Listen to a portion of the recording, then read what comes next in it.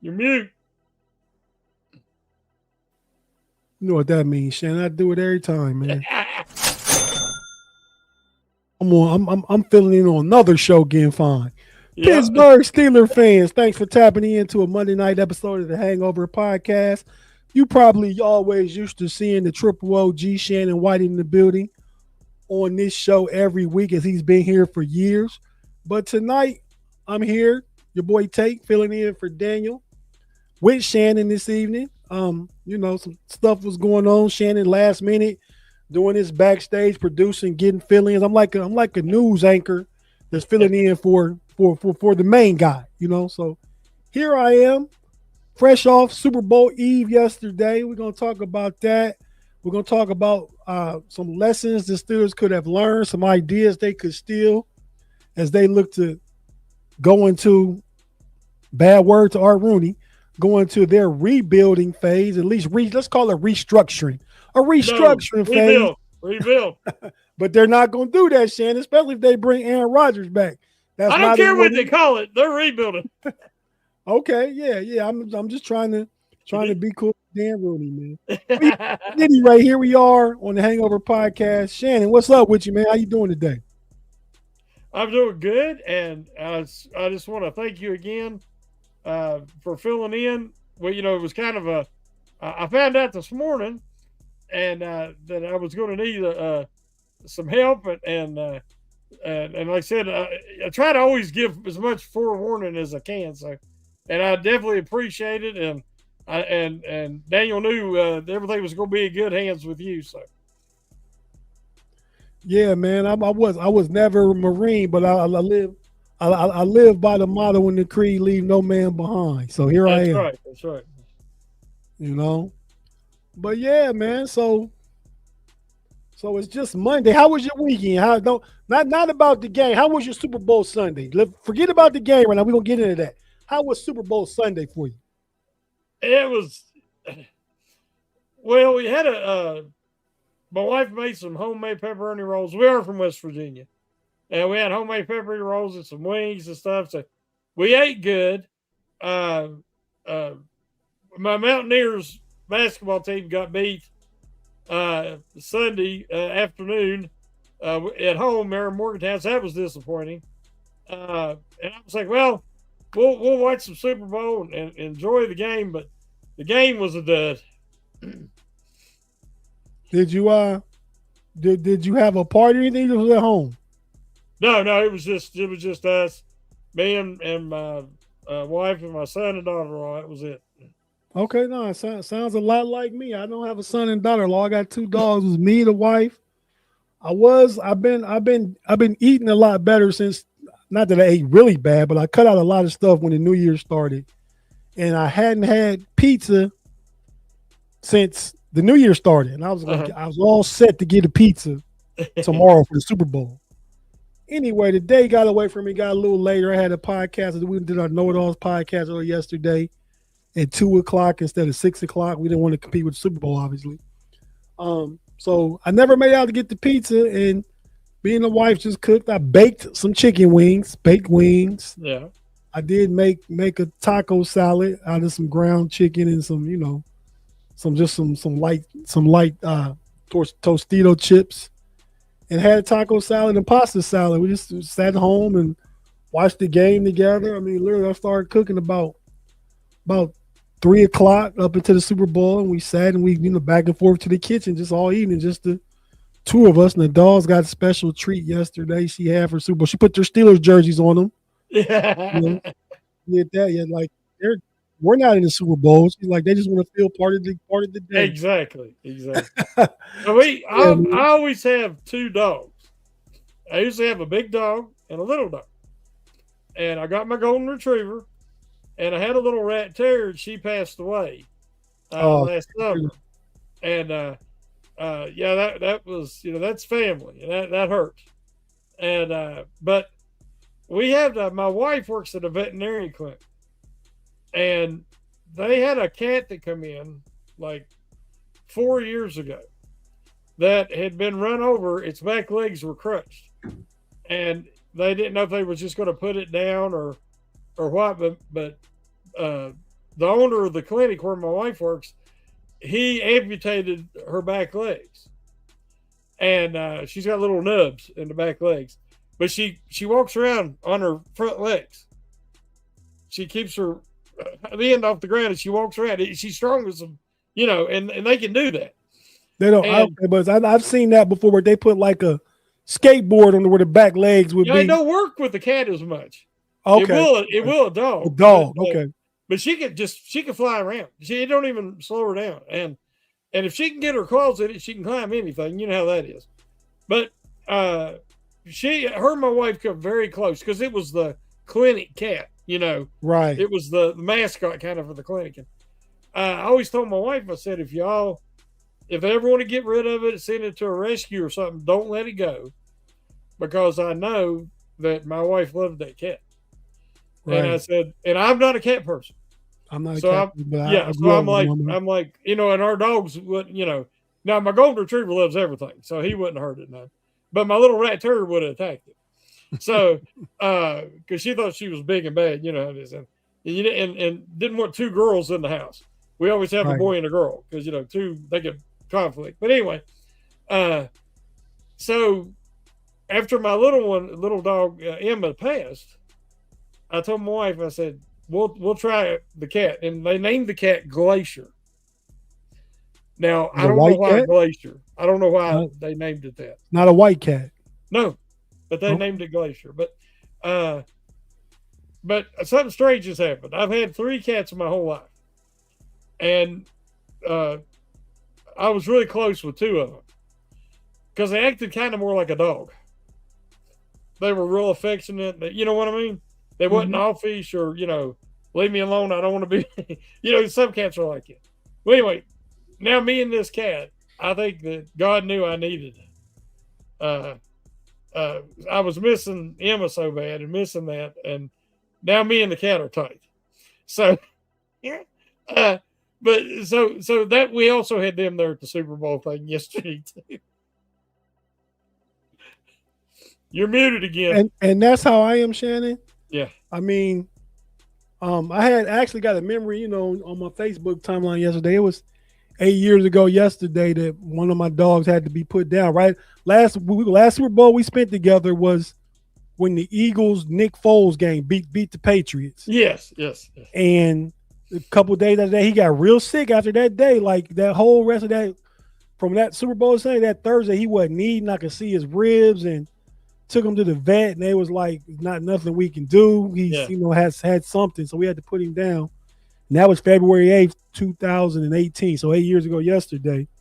But, yeah, I felt the same way about my dogs I have now. I got them, when I was going through the whole kidney transplant journey and stuff. Man, we put our last of 3 dogs we had, put him down at the time. And 2 days later, my wife wanted new dogs. We went and got a French bulldog, and they're way more expensive than what I wanted to spend for a dog. Yeah, they're expensive. Then 6 months later, we got another one. But now these guys been around for about over 4 years now. I love these guys. They go my dogs right there. That's Harlem and Bronx. Them my guys, man. So I get what you're saying. You do become attached to animals and stuff like that. They're like part of your family. So we know how that goes, man. But yeah, so no, we shared some kind of a similar Super Bowl. The game wasn't great. I didn't think the commercials were great. I didn't know much about Bad Bunny.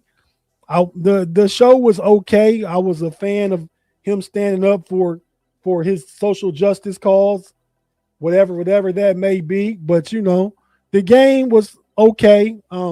Seattle was just a far superior team, I think. Yeah. It played out that way. I think Vrabel did a good job getting a good team to the Super Bowl. But we know as you look back on the Patriots had a weaker last place schedule from the year before. Yeah. They played the Jets 2 times, the Patriots 2 times. I mean, the Patriots twice, but split with them, and the Dolphins twice. So they were really set up to have a good season, but they won those playoff games. So shout out to the Patriots. But let's talk about the game. So as far as the game goes, Shannon, how'd you see that play out as we just talk about these two teams right now, the Seahawks versus the Patriots. How'd you see that playing out? Well, we talked about it on the Pump Your Brakes Wednesday, and we made our predictions. And I made predictions on here last week on Monday, me and Daniel, and I picked the Patriots. I picked the Seahawks because they had balance. And I said on Pump Your Brakes, the Patriots, the teams they beat, they played in a really weak division. They played in the weaker conference. And they lost when they lost the Steelers, they turned it over 5 or 6 times. And they had an easier path, especially playing Denver without their starting quarterback in a blizzard to get to that game. I mean, they just wasn't challenged the same way that Seattle, playing in the best division in football, in the tougher conference, and they had all them tough games with the 49ers and the Rams. And so they were at Green Bay, and they were prepared for that Super Bowl, and it was obvious. Sam Darnold, see, that just goes to show you had a rookie quarterback who in May, who would have been the youngest quarterback to ever win, breaking Ben's record had he won. Mm-hmm. It shows you how hard it is to get there with a guy that young, much less win it. Dan Marino was younger than both of them. And Dan Marino got blew out by the 49ers and never got back. You don't have to have a top 1 or 2 quarterback to win a Super Bowl. Now, New England did with Brady, and the Chiefs did with Mahomes. But look at all the other quarterbacks that have won who are top 5, even maybe top 7 or 8. If you have balance on both sides of the ball. So when the game went, it kind of like we kind of thought, I thought that Seattle their defense would be able to hold up.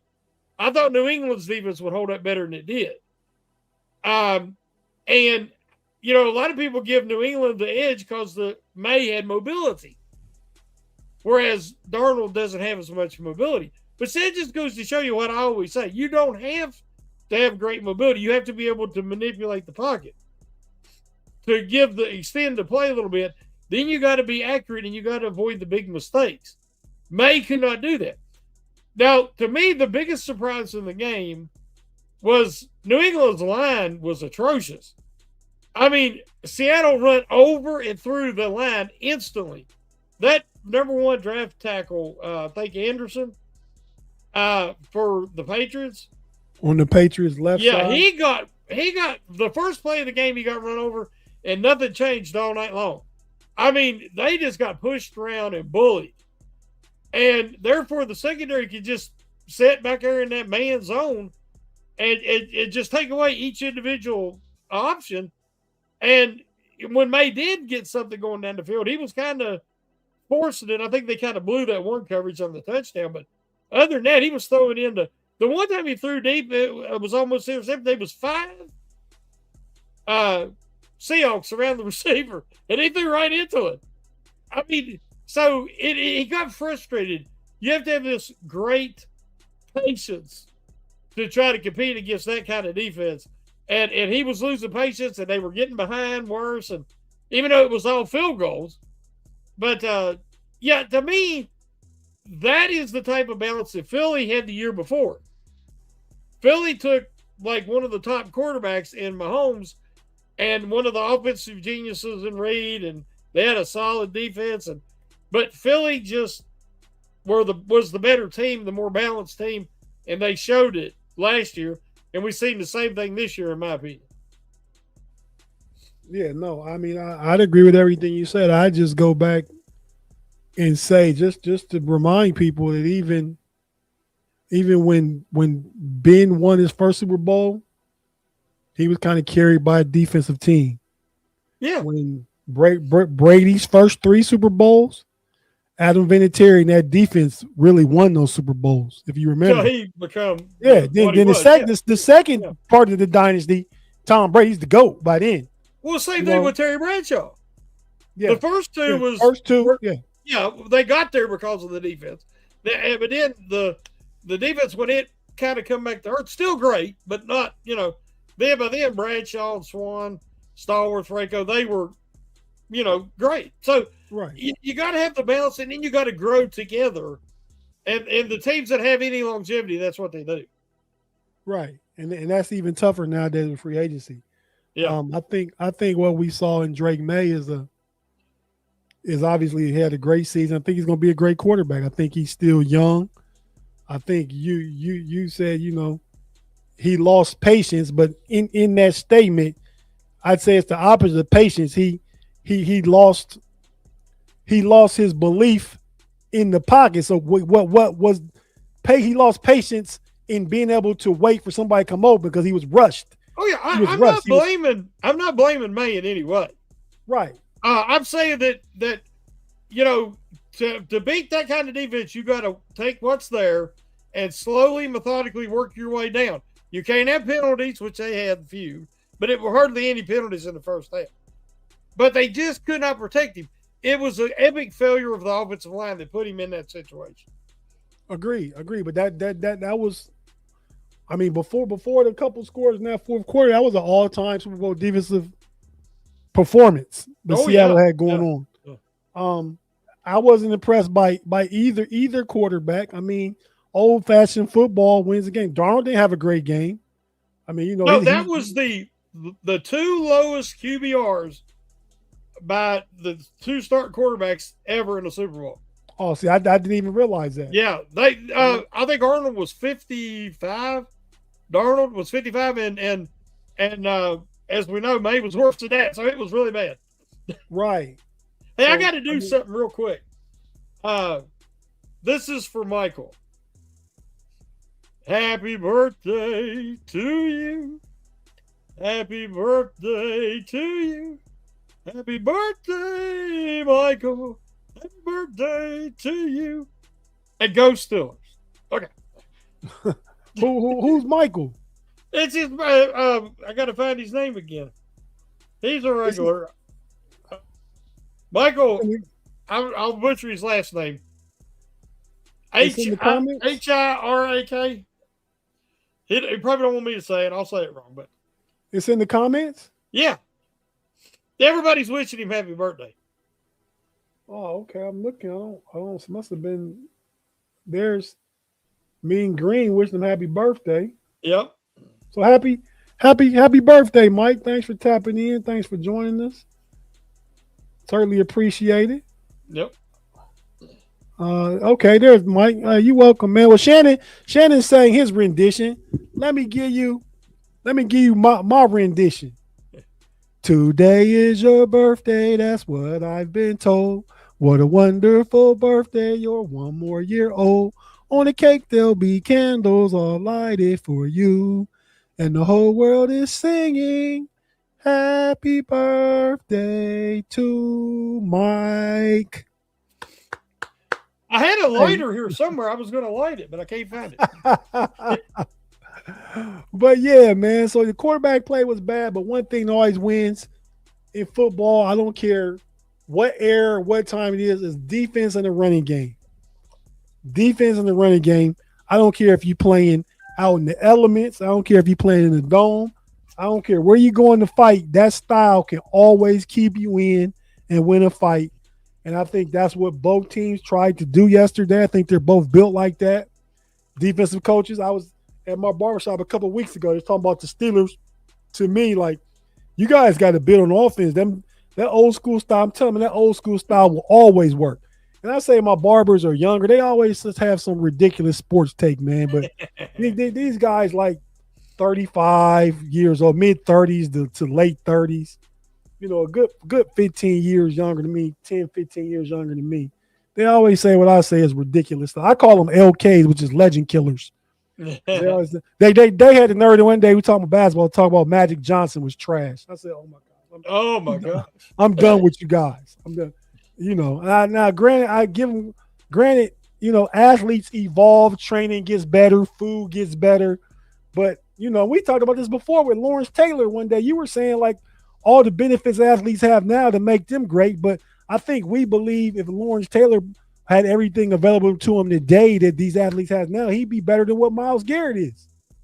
Oh, that's the whole thing. they would have done it. They just didn't have it.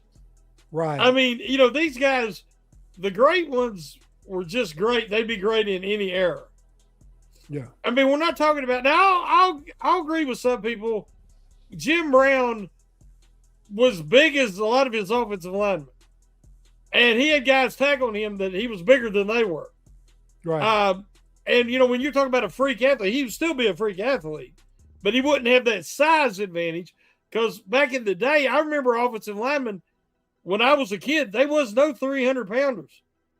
Yeah, you'd be like, because they 250, 260. Yeah, and so nowadays you ain't running over them boys. Right. So, yeah. But things would have changed because their eating habits would have changed, their training, the way they took care of their bodies, the money they would have made, like they make now, they could stay in shape year round, have personal trainers and chiropractors and physical therapists. And you see what I'm saying? I mean, it's just, it's hard to compare errors, but anybody that ever watched Magic, and I don't want to get off the football discussion, but if you watched any of them guys, he was special and he'd be special in any era. Right. No, yeah, no, he would because he was different. He was a 6'9" point guard. But yeah, that's I'm gonna go back to football because I sidetracked us talking about how I just wanted to mention that though, because that goes in with the training thing. Yeah. No, I'm not talking about I took us off track, but I said that only to say, man, defense, I told them at the time, defense and running games will always compete in football. Yeah. Because, they're like, you guys need to just get a high-powered offense and all this. Like, that's not Pittsburgh's identity. Never have. We went those years where we had the killer bees and stuff like that, but I still think we didn't have a really good defense, but we still identify with defense and that type of culture. You know what I mean? Oh, but again, here's the thing. The two differences now is the rules and free agency. And what I mean is you can't play the defense like the Steelers used to play because now you'll get penalized and fined and suspended and everything else.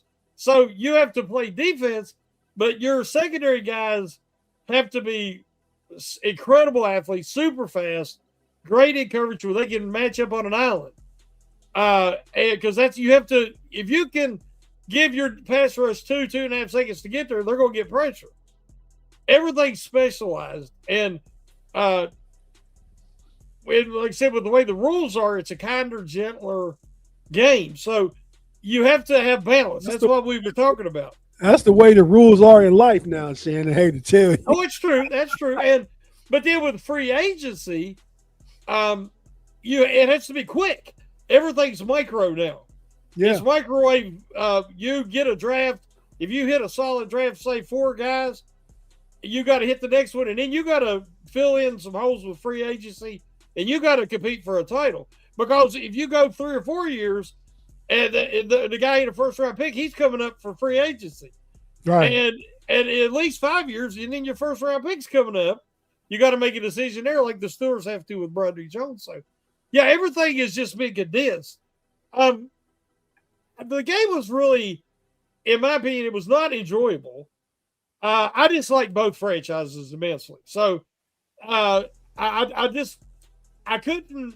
There's nobody I really wanted to root for. Now I know a lot of our audience really wanted to see Seattle win because they didn't want the New England to get up on the Steelers in Super Bowls.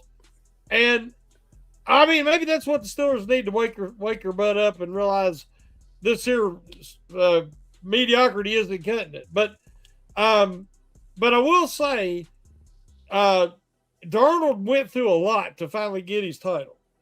He persevered. You got to give him credit for that. I think that the Seattle did the right thing moving on from their coach and bringing in the coaching staff they have that helped lead them to this title. Moving on from Geno and bringing in Darnold, going with Walker, even though I know the other running back was hurt, but Walker, he did the same thing to Pittsburgh in Pittsburgh. Yeah, the guy is very patient, and he has great short area quickness to go along with his speed. So he can accelerate in an instant. So what the difference in him, they kept comparing him to Le'Veon Bell. Walker has that top end gear Bell never had. So if Walker gets you to hesitate, he could blow by you. What's another similarity between those guys? They're both from Michigan State, right? Ah, that's what I was looking for. Yeah. But really, their running styles are very similar, even though they're totally different builds. I mean, Walker's short and squatty, whereas Bell was tall. Well, Bell was that when he first came in the league that first year. Then he shredded some weight. Yeah, but he's also taller though than Walker. Oh yeah, he's taller, a few inches. Yeah. Yeah, he still carried about 20, 25 more pounds in his rookie year. After Walker he played a great game. I thought the line blocked excellent. And again, it was kind of like, he just waited, let him set their blocks up, and then he'd find the hole and shoot through them. And the Patriots couldn't do nothing with him. Yeah, no, they couldn't. And that was the key to the game. They got him going. Because, I give Darnold his credit, but I mean, I'm still not a believer in Sam Darnold. He made some bad passes yesterday. He was lucky not to throw a couple picks. Gonzalez could have had a couple. I equated to Brad Johnson and Trent Dilfer. Those guys got Super Bowls too. They played for a team with really good defenses and built around that. I mean, so not knocking Darnold. He led the team, a Super Bowl winning team. He was the starting quarterback. But am I buying Darnold stock? I'm not. Well, one thing you said there, if you look at like Trent Dilfer, Brad Johnson, these guys, pay attention. When you have a kind of a mediocre Super Bowl, it usually comes on the end of a mediocre season. And what I mean by that is there's been some years that there's not a dominant team, that there's a lot of parity. Like for the longest time, we had the Chiefs there that was dominant. Before that, it was the Patriots. And before, but like the year that the Dilfer won, there was no dominant team that season. They beat the Raiders, who was like 13-3. Rich Gannon was MVP. Yeah, but again, that's Rich Gannon. I mean, that was Brad Johnson. That was Brad Johnson. Yeah, but Trent Dilfer beat the Giants. Yeah, he beat the Giants with Kerry Collins. You see what I'm saying? Right. I mean, that Super Bowl was another dud because it was just all Baltimore's defense just dominating the whole game. It wasn't like their offense did a whole lot. It was just the defense. But the NFL, I think, to have the best competition, has to have a dominant team for a 2 to 3 year stretch. Because then everybody else is trying to compete with that team. Right now, with the free agency being rampant lately, and guys moving so much, you can't build any kind of super team. Those happen when you get a young quarterback. Like New England had potential with May being so young and on this early rookie contract, and they can, add pieces and put money in and maybe make a super team. Well, then they come out and they lost yesterday. So I don't know who, like next year, I don't know who. I thought Philly had a good chance to repeat. But what happens is, A.J. Brown and Hurt started having some problems, and it's all about chemistry, and it's about I'm not getting my credit, or we can't afford all these linemen. We got to let this one go or this defender go. Right. So it's hard to keep them teams together. Like the Bengals, Burrow's like, I want to keep my big three receivers, and keep all this together. Well, they couldn't pay Hendrickson. So so the defense wasn't there. They had the offense, and of course Burrow got hurt. But what I'm saying is, it's so hard, and the Steelers know because they went through it with the Killer Bees. It's just it's almost impossible now to keep the band together. Yeah, no, I agree. Hey, we're gonna talk about things the Steelers could take away from that game, far as the rebuild, restructure they have going on this offseason. We'll talk about some potential moves they can make, and our way too early needs we think they need to come out this draft with. So if you're watching on YouTube, stay with us. We're not going anywhere. If you're listening on the audio platform, be it Apple, Spotify, Amazon Music, wherever you listen, we'll be right back after this on a Monday Night Hangover podcast with your Triple OG Shannon and your boy Tate filling in for Daniel, and we'll be right back. Stay with us.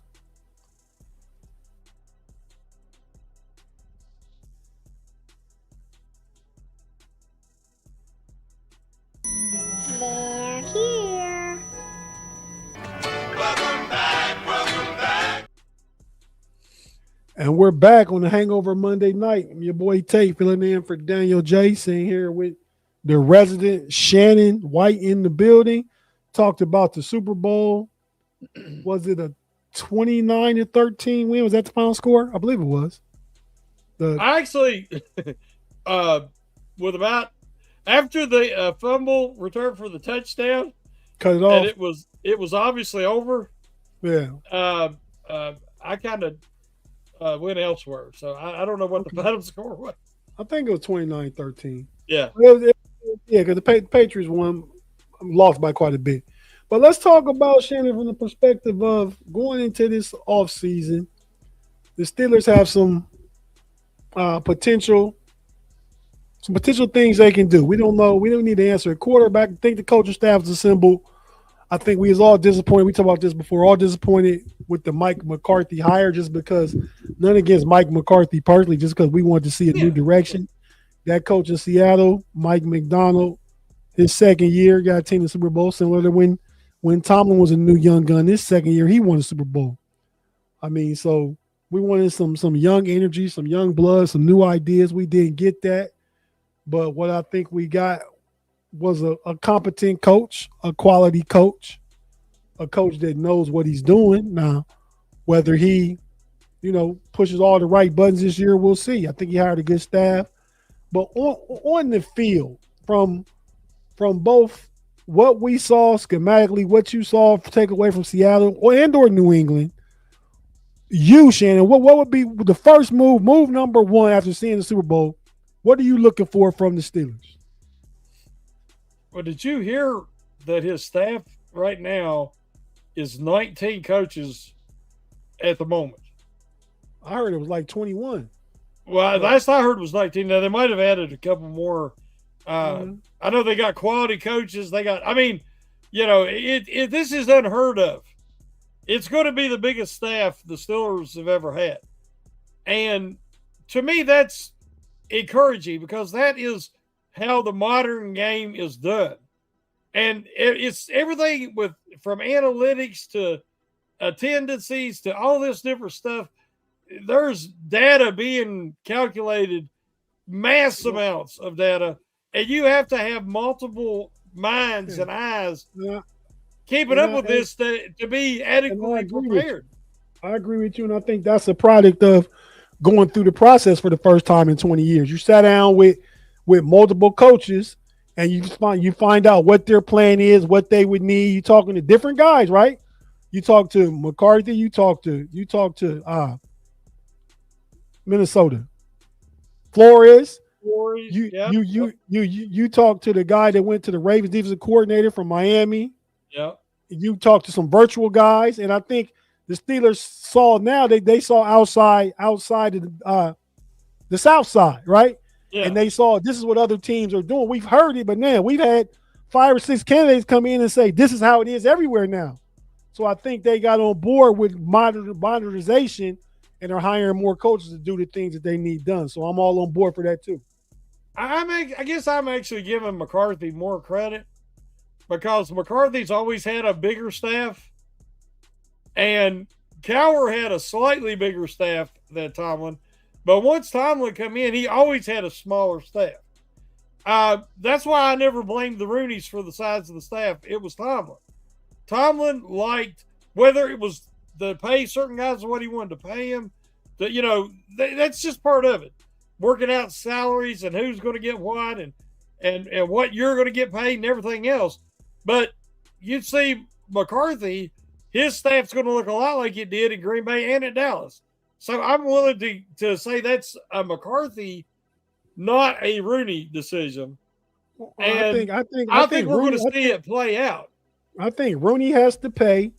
And I think if it wasn't his complete decision, if Tomlin was being negligent, then Rooney as owner needs to step in and say, this is what we need to do.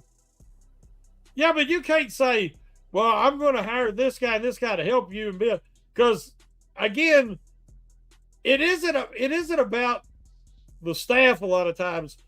It's who you can work with, a clear chain of command. Some people like a smaller staff, and I think Tomlin did. I think there's no other way around it because it was smaller when he come in. He, even when he come in as a young coach, there was guys I wish that they would have had to actually help because he was such a young coach, but they just kind of kept the status quo. And then he could have said, "Hey, I need a few coaches here and there," and he never did. I think he was fine with the size of the coaching staff, and so I think that McCarthy is putting together a very thorough staff. Now, whether it's going to be successful, I don't know, but I don't think it's going to be as much of a problem with, like, what was some of the things? Time management, when to throw the challenge flag, just different things. I think there's going to be more set of eyes and more people in the ear sets helping, keep everybody on the same page, which is it's critical because especially with the instant replay and these decisions that just keep coming so quickly, it's hard for one guy to oversee all that. Mm-hmm. I agree.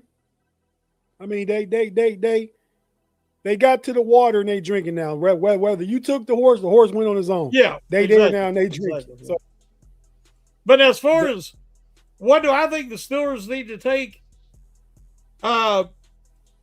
We've seen Seattle. Now, both teams got their quarterback a different way. The Patriots hit pretty rock bottom after Brady left, and then after Belichick left, they had two consecutive 4-win seasons before this year. But during that time, they got Drake May, which could be their franchise guy. Now, it's still not, to me, a franchise guy can win you a title. He was not ready for prime time last night. And part of it was the offensive line obviously wasn't ready either. And they kind of ran into, they were overmatched, let's put it that way. But he has potential to be their franchise guy. And I like the young man. I don't want him to be good when he plays the Steelers, let's put it that way. But the Steelers, you could, to get that top quarterback, you're either going to have to suck. You're going to have to trade up and give up a lot of capital to get up high enough to get a guy. Usually, top 10 is where you got to be, or somewhere in that area. Or you do like Seattle did, and you bring in Darnold. Now, Darnold was coming off a 14-win season with the Vikings. How often do you see that happen? A guy does that, has that kind of success, and then he's available as a free agent. And he wasn't the highest paid free agent either. But Seattle made a good investment. They had the money to do it with, especially after they moved on from Geno and from Carroll and some other things. But I think that Seattle's whole game plan was balanced, as we've talked about. They wanted to run the ball. They already had Frank Walker on roster. And Carbonetti, I think, is maybe it ain't Carbonetti. I can't remember what his last name was. The backup running back all year long. They had Kenneth Walker and Zach Chardonnay. Chardonnay, not Carbonetti. Yeah, Chardonnay. And so they picked up Ejigba. They got Cup, who's towards the end, but he was that good help. And then what did they do that really put him over the top was getting Shaheed. Because Shaheed was the explosive element they didn't have.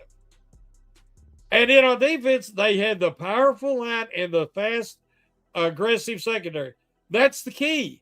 Nowadays, you got to stop it with your front four and you got to cover it up with the back. And, I think their linebackers are good. I don't think they're great, but they're good. But the Steelers have done it a certain way forever. But they're going to have to strengthen the lines, and they're going to have to get faster in the back end. Because Philly's fast, Seattle's fast. All the best secondaries has got the speed and ability to match up in tight man. Something that the Steelers, they tried it, but Slay was too old. And Ramsey's past his expiration date as far as the top flight corner. I think you can still play him as safety. But the Steelers are going to have to address that. No, I certainly agree with the points you made. Well, the difference being, and we'll see how it works. Seattle got off Pete Carroll 2 years ago. He was 9-8. The next year, McDonald came in. They went 10-7. Didn't make the playoffs his first year. Then this year they came back and won the NFC West and made it to the Super Bowl. But difference is they went a young direction, young fresh direction, new eyes, new stuff like that. We'll Look see. at what the biggest three things they did. Darnold, they got rid of Geno, bring in Darnold, and they got rid of DK. Yeah, no, I did that. Well, I think they didn't want to pay DK. Exactly. I think they was ready to change up Geno, but I mean, to me, they're the same guy. Sam Darnold had the third most interceptions in the league, the third most. He played with a great running game and a defense that was number one in the league. So I'm gonna pump my brakes. Shout out Wednesday's podcast, Pump Your Brakes. Me and Shannon, check us out on all the Sam Darnold praise. But he did lead the team. But also he helped Njigba be the offensive player of the year. He did. He threw some picks. But again, I'll take 3 touchdowns to 1 interception. I'll take that every game because you'll win most games. You will, but 23 touchdowns is not 3 touchdowns a game. Aaron Rodgers had more touchdowns and less interceptions than Sam Darnold did. I don't think you can compare the 2 seasons. I'm saying from a numbers perspective. From the aspect of they had a lot more explosive plays. Like I said, Cup didn't have a great season. He did a lot of third down stuff. But, he didn't have Sheed all year either. He got Sheed towards the end, and then they got on a roll, with that explosive element in the returns and in the deep passing game. But, him and Njigba had a special relationship, and Rodgers didn't have that with anybody. Yeah, no, I agree with that part of it. But, I'm merely talking from a numbers perspective. But, yeah. But yeah, so my takeaway from it is like you said. I mean, really, ultimately, and everything you said was inside the first part. You need balance. I mean, you need that defense to be really good and stop people. I mean, you don't have to shut people out, but you got to win. You got to win critical downs and weighty moments and all the cliche stuff we always hear that we don't always do. We don't get off the field in 3rd and long. We play. We would say we're not going to live in our fears, and we play a passive branded defense with off coverage and stuff like that. I mean, to me, who was the Seattle's best defender? Who's the superstar? I mean, right now they got so many, but I go with 2 in the secondary. I go with Devin Witherspoon and the rookie Imenyori. I'll say Imenyori is their best, most talented. But my point is they don't have a superstar. Well, no, they work great as a scheme. They work great as a unit. They all have their specialties, and they execute. They don't have communication issues. You never hardly ever see them blow coverage. What I'm saying is that defense, if you look at the pay on both sides, that defense isn't top heavy like the Steelers defense. We talk about, we got TJ, we got Cam, we got Queen, we got Ramsey. But it's, how many of them guys are still a superstar? None. I mean, you can't have the amount of money invested in that defense unless you got a number 1 defense in the NFL and the Steelers ain't close. Right. No, I don't disagree with you. I do think they haven't had to pay, but they got Darnold $30 million a season. That's a quarterback discount still. Yeah. They got in there. They haven't paid. They have to pay in Njigba yet. He's still on a rookie contract. Yeah, it's only his 2nd year, right? Right. Yeah. Yeah. So he's still not paying him. Yeah. I mean, so all these things. Kenneth Walker, they're not paying him yet. I think he was a 2nd round pick. I don't think he was a 1st round pick. So, I mean, they have players, and on defense they got DeMarcus Lawrence from the Cowboys. You got Devin Witherspoon, who I probably would have took. I believe he counted the same year as Joey Porter Jr., but he went earlier. I liked him a lot coming out of Illinois. And that year, they got 2 first-round picks. They got Witherspoon and Njigba that same year. 2 core pieces that they got in that draft. I mean, so like you said, it's how to build a team. They're not playing the quarterback a lot of money. They made the decision not to pay the receiver, DK. You know what I mean? They saw what they saw in Njigba, and he turned into the offensive player of the year. Yeah. I mean, so I think they're built the right way, and like you say, teams need balance where they're built with balance, right? Yeah. Their pay scale is balanced. But to me, with them, it's more schematic than it is star talent. And that's something the Steelers have been top heavy for so long, because even on offense, it was star talent when they had the killer bees, and then it was star talent on defense because they used to have Fitzpatrick even before they got Ramsey. So, but schematically, they're lacking. You know, I agree there too, but I'm not going to act like DeMarcus Lawrence is not a great sack guy, or Leonard Williams in the middle, I believe, was the #1 overall pick. I mean, you got Devin Witherspoon's #1 pick. You got players on that defense. They might not have the names. They play way up Great North. Yeah, but some of them guys did not. They were #1 picks for somebody else, and Seattle got them in there. Seattle was smart. Their GM and their playing, and they got them in there. And then they felt at home playing in a scheme where they wasn't expected to be Superman. Just go do your job. And that's when a lot of guys turn into superstars. They failed where they were originally drafted, is what I'm saying. Right. No, okay. I can get on board with that. I just think I think the Steelers, we've been both places, right? Nobody liked what we used to do in free agency. Then the past couple of years we started spending some money, and now we don't like the choices and the money they spent in free agency, but they keep changing up what they're doing, and it just hasn't worked yet. And it could be the schematics and stuff, like you said. And we have a different coaching staff and different everything this year as far as those that make the decisions on the field. So we'll see what that looks like. I think the key is the balance, like you said. I think if you can have a top 10 offense and a top 10 defense, I think you're in contention for a lot of stuff then. You know what I mean? Seattle, on their offensive line, I think his name's Bradford. If I ain't mistaken, he's the right guard. Mm-hmm. I've seen multiple times their own fans saying he was one of the worst football players in the NFL.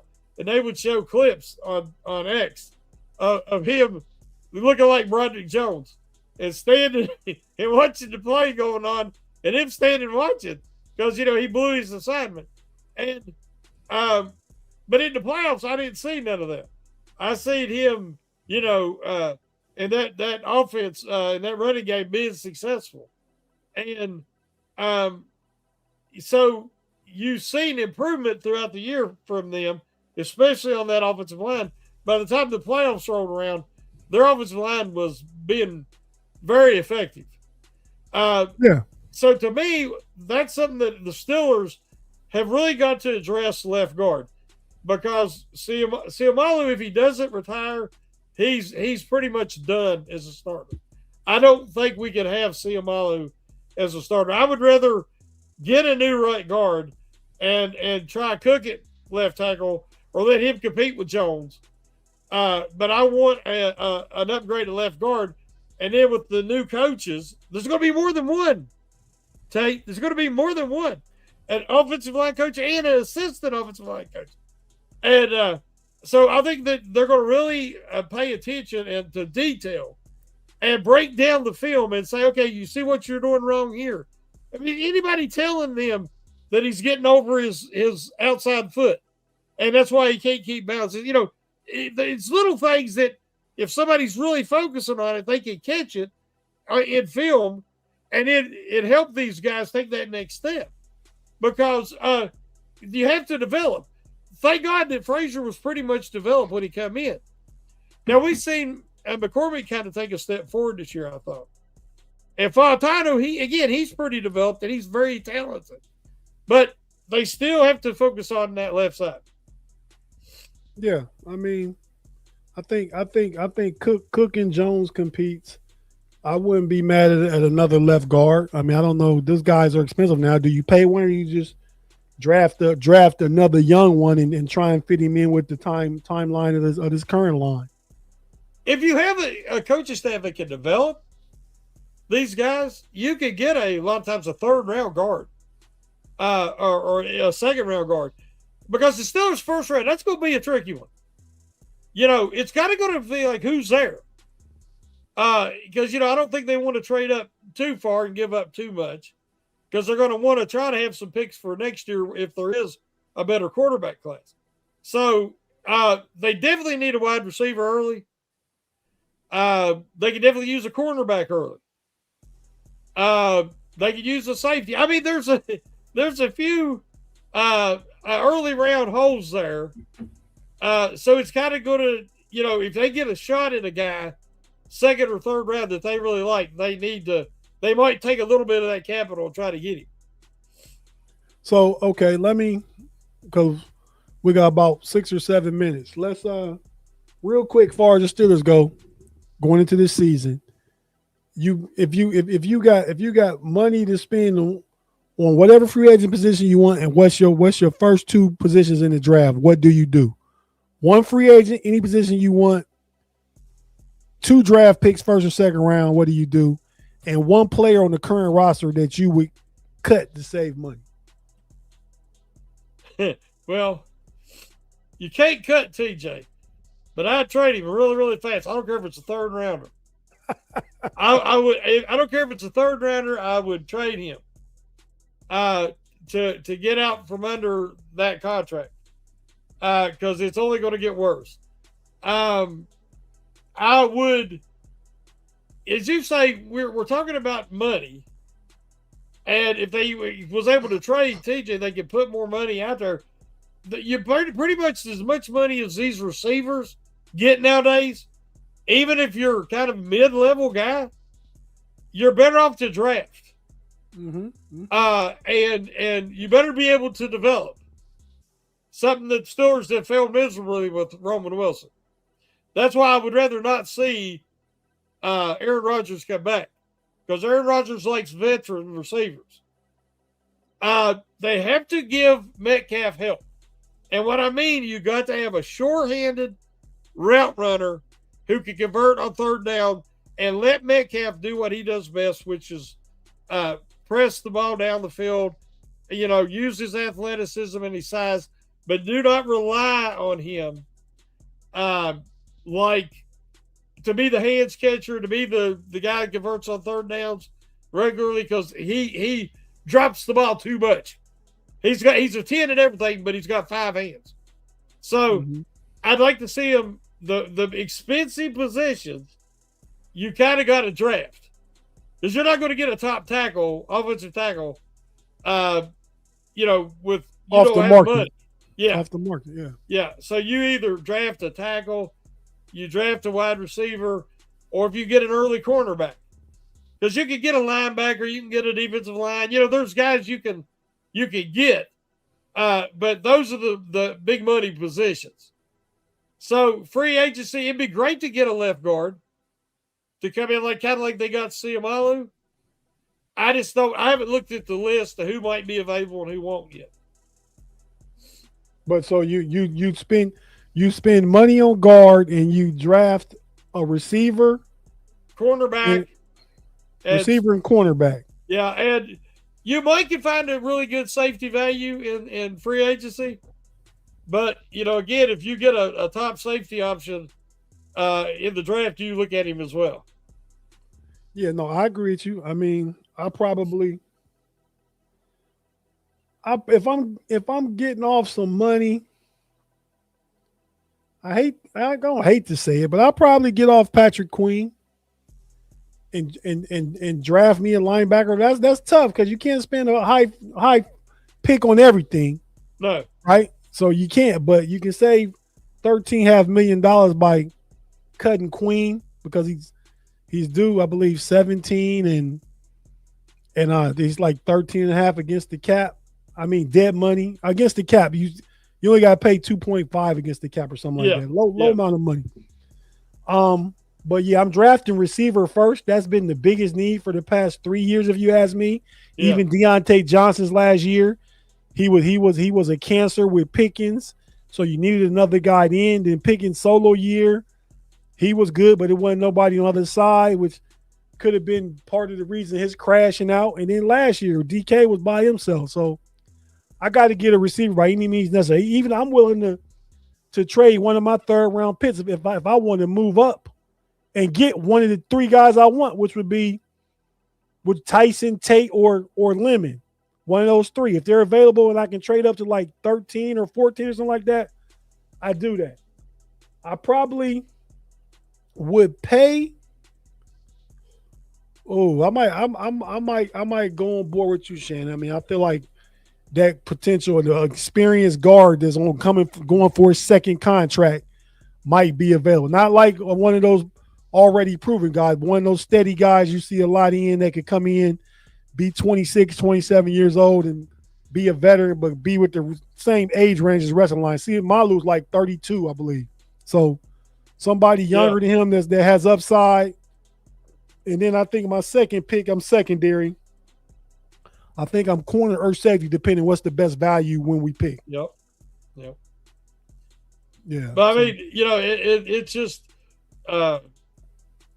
with you have to look at that free agent market and look at the how much they cost, and it just behooves teams to if you see these receivers and you can develop them, you take them because they can have huge rookie years.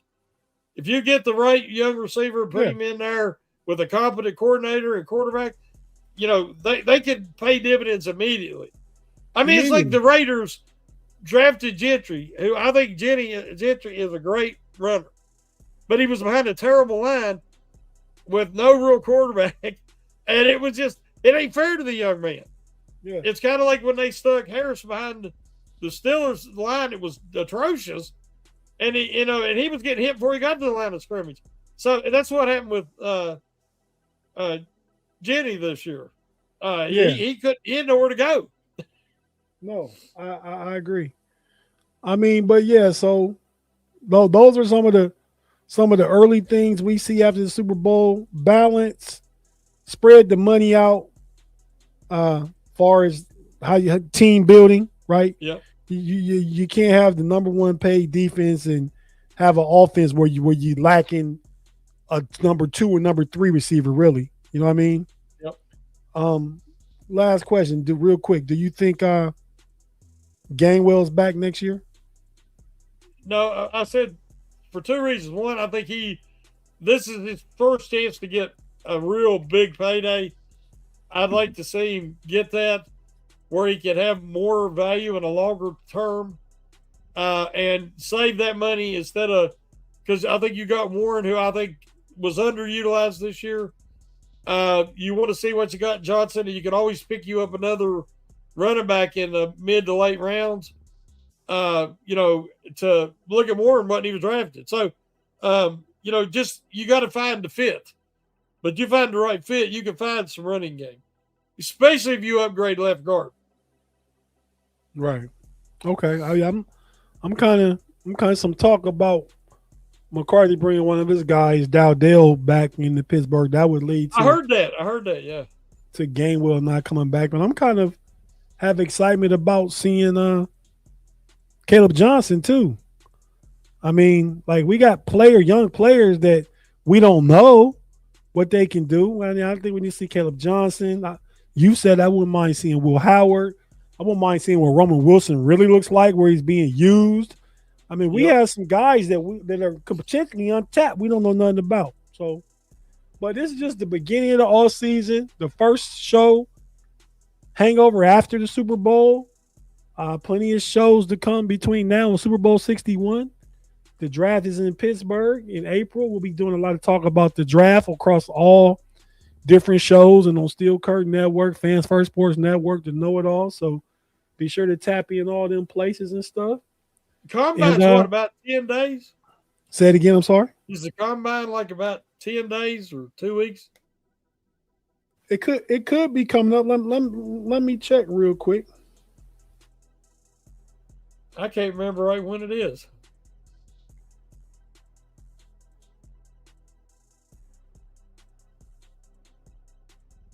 You're muted. Yeah, I'm talking to my phone. Oh, okay. February 23rd to March the 2nd. So today is the 9th. 2 weeks. 2 weeks. Yeah, I thought it was about 2 weeks. Yeah. 2 weeks from today. I'm looking forward to it. I always look forward to it. Me too. Yeah. I mean, this football never sleeps. Like Emmanuel, nobody had heard of Emmanuel until the combine, and then he goes in there. I think he really stood out the combine. Yeah, he stood out. But I knew who the 6'3" safety was in South Carolina. Now, did he play his way all the way up where the Steelers couldn't pick him? That always happens too. Yeah. If you know college football, guys, you have your eyes on early. Typically, they gonna play their way up. That kid that keep in mock drafts. Yeah, Rager, I believe, the edge out of Wisconsin. If you do mock drafts, you get him in the 6th and 7th round. By the time you go to the combine and do the circuit and stuff, you're not gonna get him in the 6th and 7th round. He'll be a 4th or 5th round pick easy. If you're a guy who's on the radar already, as a mid round, if you could have a big combine, test, you're going to jump up by at least a couple rounds. Yeah, right. Yeah, and if you're a quarterback, you're gonna jump up more than that. More than that, exactly. And it looks like Jamblin is not going to get to go back to college, so he might be in the draft. And I'm afraid somebody overdraft him like in the 2nd round. But I'd love to have him in the 3rd round, but we'll see what happens. One of those 3rd-round picks. Yeah, no, he did. The NCAA denied his thing. Big G had a podcast on KnoItAllz channel, the Level Up College Football podcast, where he talked about that. So if you want to hear more about that, go back and check it out. He just did that between 6 and 7. It was a live show, but it's available on YouTube. Hear about Trinidad Chambliss. I like him too. I don't too small to like him in the 1st or 2nd round, but you got 3 3rd-round picks. If you get him with one of them, I'll be okay with it. Yeah.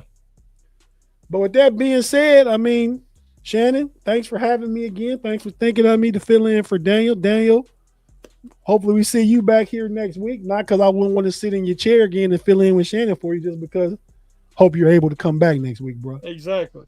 Yeah, with that being said, Shannon, man, go ahead, man, and take us home. How you doing any other show we on together, man? Woo! Peace for the hangover.